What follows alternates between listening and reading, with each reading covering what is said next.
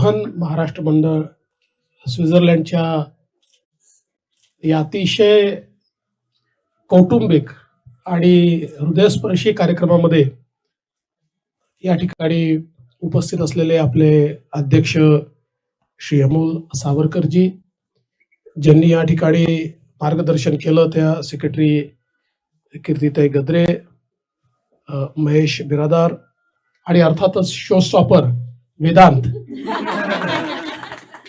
आणि उपस्थित सर्व माझ्या वैश्विक मराठी परिवारातील सर्व भगिनी आणि बंधूंनो, आज खरोखर मला हे लक्षातच आलं नाही की मी ज्युरिकला उतरलो की पुण्याला. ज्या प्रकारे आपण सर्वांनी एअरपोर्टवर अतिशय सुंदर अशा प्रकारचं स्वागत केलं, मराठमोळं स्वागत, हे एअरपोर्टवर बघून मला तर आनंद झालाच. पण आपले अँबॅसेडर साहेब असं म्हणाले की यापूर्वी असं स्वागत कधी आम्ही बघितलंच नाही. ही पावती बृहन महाराष्ट्र मंडळ स्वित्झर्लंडला दिलेली त्यांची पावती होती. आणि मला असं वाटतं की हा जो काही आपला परिवार आहे हा खऱ्या अर्थानं एक अतिशय कौटुंबिक अशा प्रकारच्या वातावरणामध्ये या स्वित्झर्लंडमध्ये या ठिकाणी वावरतो. हे सावरकरजींनी जी काही या ठिकाणी वेगवेगळे कार्यक्रम सांगितले त्यातनं निश्चितपणे माझ्या लक्षात आलंय. पहिल्यांदा तर आपल्या सर्वांचे याकरता मी आभार मानतो की विमान सकाळी 6 वाजता येणार होतं आणि ते 6 वाजता येणार म्हटल्यानंतर 500 किलोमीटरवरनं आपण लोक रात्रभर प्रवास करून 3 4 तास प्रवास करून आपली झोप त्या ठिकाणी खराब करून किंवा काही लोक रात्रीच या ठिकाणी पोहोचले. हे जे प्रेम आहे, मला असं वाटतं या प्रेमाचं कुठेही मोल असू शकत नाही. आणि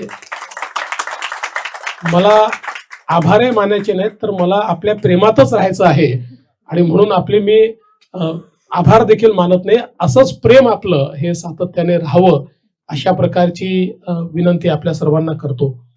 आपल्याला कल्पना आहे की आपला महाराष्ट्र हा भारताचं पॉवर हाऊस आहे. महाराष्ट्र हा भारतीय अर्थव्यवस्थेची गुरुकिल्ली आहे. भारतीय अर्थव्यवस्थेची एक प्रकारे अतिशय मजबूत अशा प्रकारचं एक पिलर आहे. आणि मला सांगताना आनंद वाटतो की गेल्या वर्षीच आपण $500 ट्रिलियन मार्क इकॉनॉमीचा पार केलेला आहे. आणि ज्या वेगानं आपण चाललोय त्या वेगानं निश्चितपणे भारत जेव्हा 5 ट्रिलियन इकॉनॉमी होईल त्याच्या साधारण वर्ष किंवा 2 वर्षात Maharashtra will be $1 trillion economy आणि पहिली सब नॅशनल $1 ट्रिलियन इकॉनॉमी ही देशातली महाराष्ट्र असेल. आणि मला असं वाटतं की आता ज्या प्रकारे मोठ्या प्रमाणात महाराष्ट्रामध्ये इन्व्हेस्टमेंट्स येत आहेत, वेगवेगळ्या प्रकारच्या इन्व्हेस्टमेंट्स येत आहेत, त्या बघितल्यानंतर मला आपल्याला सांगताना आनंद वाटतो. कारण आज आपण ज्या प्रकारच्या जगामध्ये आहोत त्याच्यामध्ये डेटा आणि AI या 2 गोष्टी अत्यंत महत्वाच्या आहेत. आणि मला सांगताना आनंद वाटतो की Maharashtra has become data centre capital of India. देशामध्ये जेवढी डेटा कॅपॅसिटी तयार झाली आहे त्यातली 60% एकट्या महाराष्ट्रामध्ये तयार झालेली आहे. आणि आता आपण एक नवीन इनोव्हेशन सिटी महाराष्ट्रामध्ये तयार करणार आहोत. कारण आपल्याला माहिती आहे की इनोव्हेशन हेच आपलं फ्युचर आहे. आणि म्हणून एक इनोव्हेशन सिटी तयार करून त्यातनं देशातलं इनोव्हेशन आपल्याला स्पिअरहेड कसं करता येईल, त्याचं नेतृत्व महाराष्ट्राला कसं करता येईल अशा प्रकारचा प्रयत्न आपला चाललेला आहे. आणि हे सगळं प्रयत्न चाललेले असताना अर्थातच महाराष्ट्र ही संतांची भूमी आहे, छत्रपती शिवरायांची भूमी आहे. छत्रपती शिवरायांनी आपल्याला देव, देश आणि धर्माकरता लढायला शिकवलं. आपली संस्कृती, आपली भाषा याचा अभिमान बाळगायला छत्रपती शिवरायांनी आपल्याला शिकवलं. मला हे पाहून आनंद वाटला की ती जी शिकवण आहे ती मराठी माणसांनी स्वित्झर्लंडमध्ये देखील जपलेली आहे. आणि ज्या प्रकारे आपलं मराठीपण हे तुम्ही सर्वांनी या ठिकाणी जपलेलं आहे आणि पुढच्या पिढीला दिलेलं आहे. म्हणजे वेदांत ज्यावेळेस त्या ठिकाणी अतिशय सुंदर आपली कविता म्हणत होता, त्यावेळेस आपल्याला खरंच मनापासून वाटलं, जो अभिमान मराठी असण्याचा जो आहे तो आपल्याला मनापासून त्या ठिकाणी वाटला. आणि जर वेदांत ती कविता म्हणत असेल तर मराठी माणसाचं, मराठीचं आणि मराठी संस्कृतीचं भविष्य अतिशय उज्ज्वल आहे, हे मी निश्चितपणे या ठिकाणी म्हणू शकेल. खर तर आपल्या मातृभूमीपासनं वेगवेगळ्या व्यवसायांमध्ये, वेगवेगळ्या कामांमध्ये आपण सगळे लोक इतक्या दूर आलात, पण हे मराठी पण जपणं. शेवटी आपल्या देशाचे प्रधानमंत्री माननीय मोदीजींनी मराठीला अभिजात भाषेचा दर्जा दिला. ही भाषा अभिजात का आहे, तर ती शतकानुशतक मराठी माणसांनी जपली आहे म्हणून ती अभिजात आहे.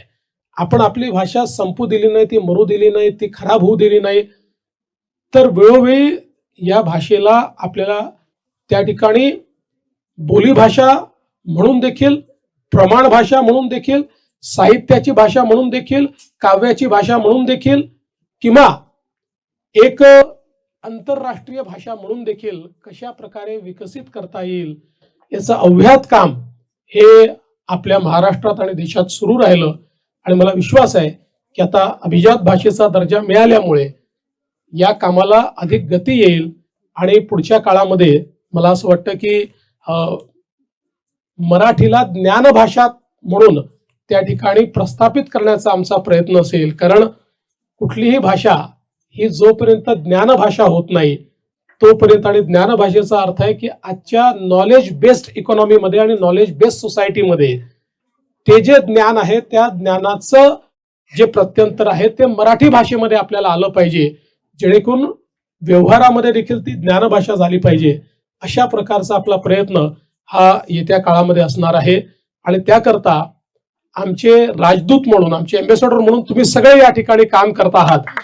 जगभरामध्ये आमचे बृहन महाराष्ट्र मंडळाचे जे लोक आहेत हे वेगवेगळ्या त्या ठिकाणच्या चॅप्टरच्या माध्यमातून आपल्या मायबोलीला तर जिवंत ठेवतातच आहेत, पण आपल्या संस्कृतीलाही जिवंत ठेवतायत.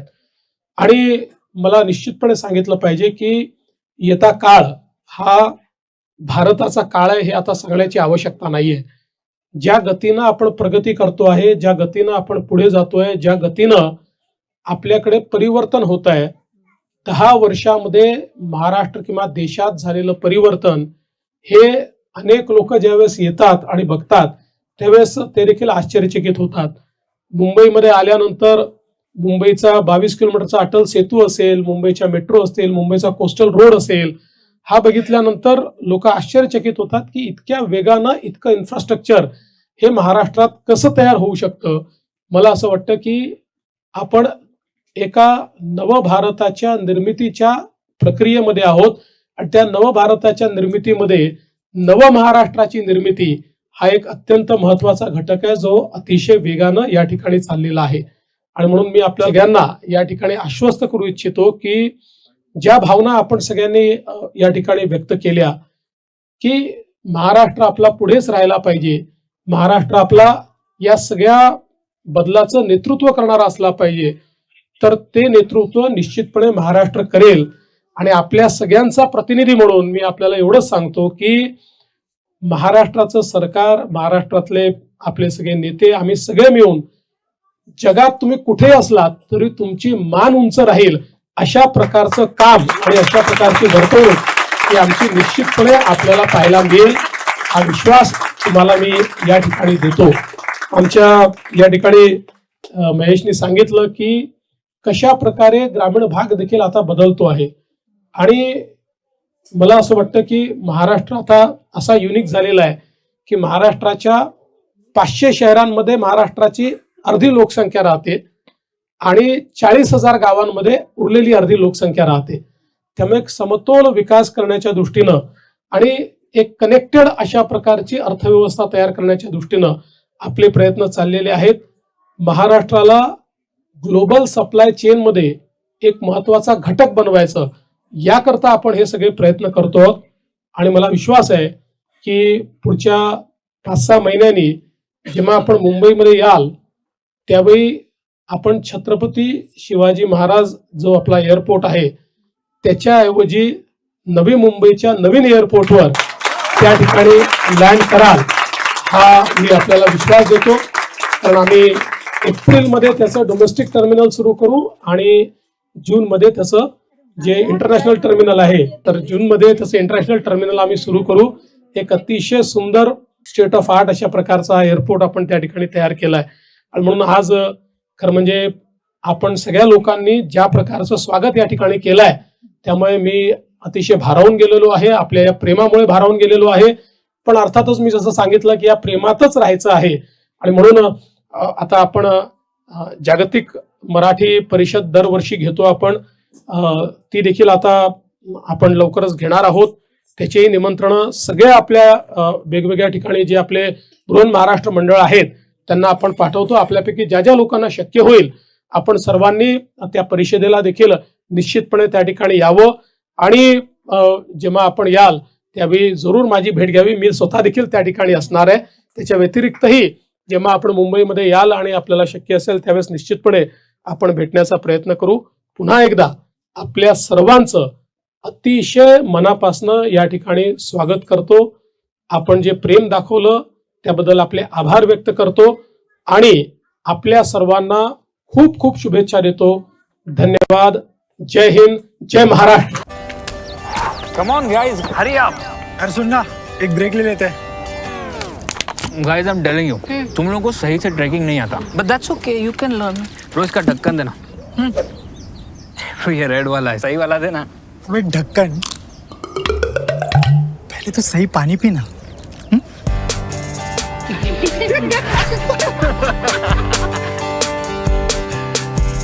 Manikchand Oxyrich, proudly Indian.